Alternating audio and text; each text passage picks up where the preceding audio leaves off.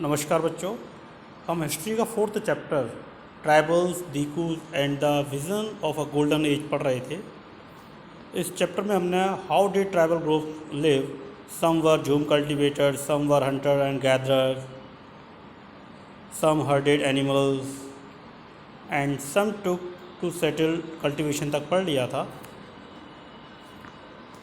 आज हम how did colonial rule affect tribal life से स्टार्ट करेंगे। तो सबसे पहले what happened to tribal chiefs.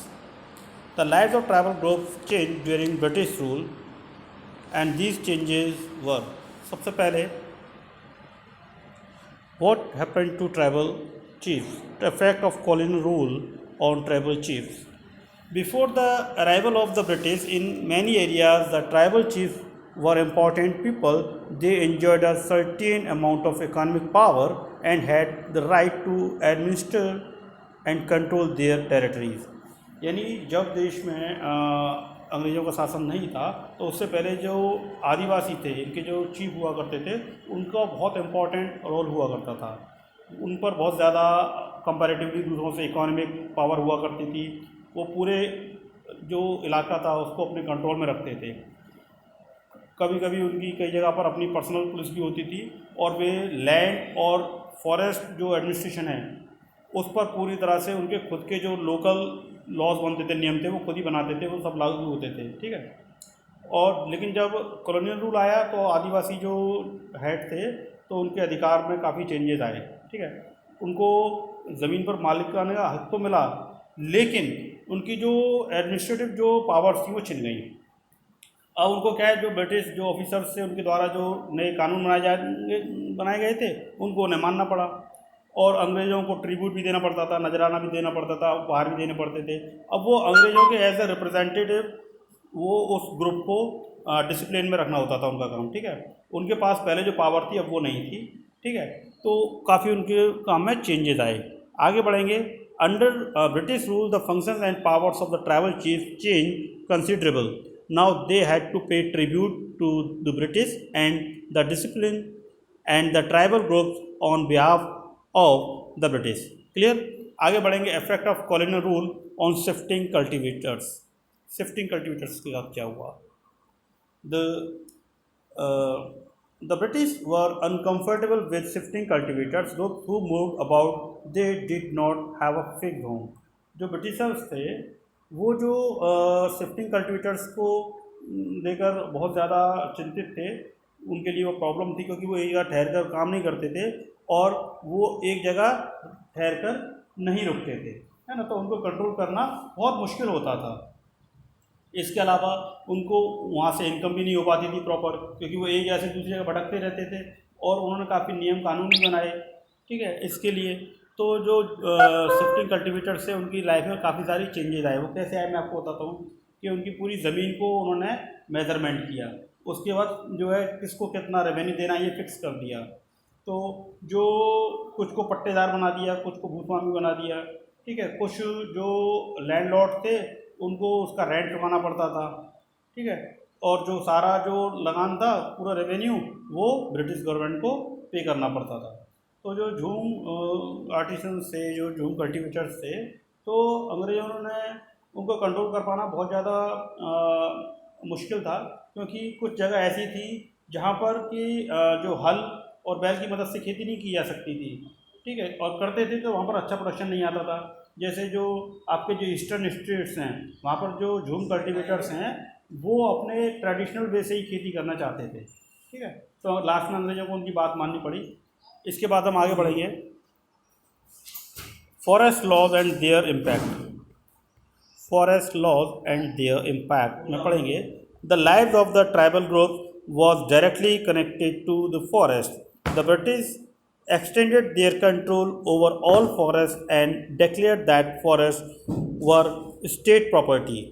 In reserve forests, people were not allowed to move freely or practice jhum cultivation, and many tribal groups reacted against the colonial forest laws. They disobeyed the new rules and continued with practices that were declared illegal. and at times rose in open rebellion. होता क्या है कि काफ़ी सारे changes आए forest laws में भी, जो ट्राइबल ग्रुप से उनकी जीवन पर पूरी तरह से इस पर असर पड़ा।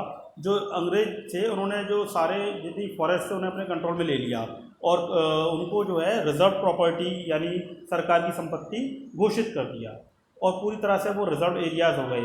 अब ये ऐसे फॉरेस्ट थे जहाँ पर अंग्रेज़ों को अपनी नीड के हिसाब से जो लकड़ी वगैरह थी वो तो मिल जाती थी, लेकिन यहाँ पर जो पहले लोग आदिवासी फ्रीली घूमते थे, खेती करते थे, अपने सारे काम करते थे, अपने जो पशु थे वो पालना या शिकार करना, अब उस सब की परमिशन नहीं थी।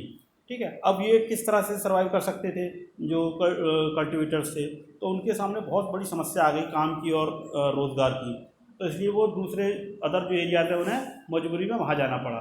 लेकिन अंग्रेज़ों ने उन्हें तो वहाँ से खदेड़ दिया, लेकिन अंग्रेज़ों के सामने समस्या क्या आ गई कि उन्हें जो रेलवे स्लीपर्स होते हैं उनके लिए पेड़ को कट करने के लिए, लकड़ी को एक जैसे दूसरी जगह ले जाने के लिए जो लेबर्स थी उनको किस तरह से इंतजाम किया जाए, तो ये अंग्रेज़ों के सामने समस्या आ गई। तो लास्ट में इसका हल क्या निकला कि सरकार ने क्या किया, कुछ जो झूम कल्टिवेटर से उन्हें फॉरेस्ट में ही ज़मीन के छोटे छोटे टुकड़े दे दिए और वहाँ पर कह दिया अब आप यहाँ पर खेती कर सकते हो, लेकिन इसके बदले में आपको जो फॉरेस्ट डिपार्टमेंट है उसके लिए लेबर करनी होगी, यानी इनके जो फॉरेस्ट है उनकी देखभाल करनी होगी।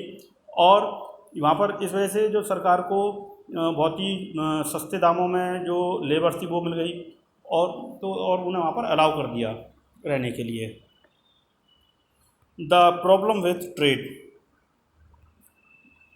During the 19th century, tribal groups found that traders and moneylenders were coming into the forest more often, wanting to buy forest produce, offering cash loans, and asking them to work for wages. Indian silk was demand in European market. Santals of Hazaribagh reared cocoons. The traders dealing in silk sent their agents to tribal groups or peoples who gave loans and collected the cocoons. देखिए बेटा, ये जो traders थे 19th century में जो forest areas की तरफ भी आए, जहाँ पर जो मनी लेंडर्स भी थे वो भी आए, किस लिए? क्योंकि वो चाहते थे जो फॉरेस्ट जो प्रोड्यूस हैं वो जो इतना ही बहुत उसमें प्रोडक्शन होता है वो नहीं मिले, तो इसके लिए वो पैसे देने के लिए तैयार थे। ठीक है, तो ऐसे ही जो सिल्क था इंडियन सिल्क, उसका यूरोपियन मार्केट में बहुत डिमांड थी, तो संथाल जो थे इसका काम करते थे, कोकून्स को रेयर करते थे। तो उस कोकून रेयर के लिए क्या होता था कि जो एजेंट्स थे वो ट्राइबल पीपल से लोन देकर और पैसा देकर उनसे जो कोकून को कलेक्ट करते थे और बहुत ही कम दामों में वो खरीदते थे। यानी ऐसा मान लीजिए कि ये जो रेशम के व्यापारी थे, ये इनके जो कोकून होते हैं उनसे 3 से 4 रुपए पुराने टाइम में 1000 कोकून्स के लिए देते थे और इससे 5 गुनी कीमत पर उन्हें बेचा जाता था। यानी कि जो ट्राइबल्स थे उनको बहुत ही कम पैसा मिलता था। Search for work. The search for work में हम देखेंगे कि the plight of the tribal people who had to go far away from their homes in search of work as was, and they were recruited through contractors, received miserable low wages, and were prevented from returning home. Tribals were recruited in the large number of work for tea plantations of Assam and the coal mines of Jharkhand. Tribal groups in different parts of the country rebelled against the changes in the laws and restrictions on their practices, the new taxes they had to pay, and the exploitation by traders and money lenders. देखिए, एक काम धंधे की तलाश में इन्हें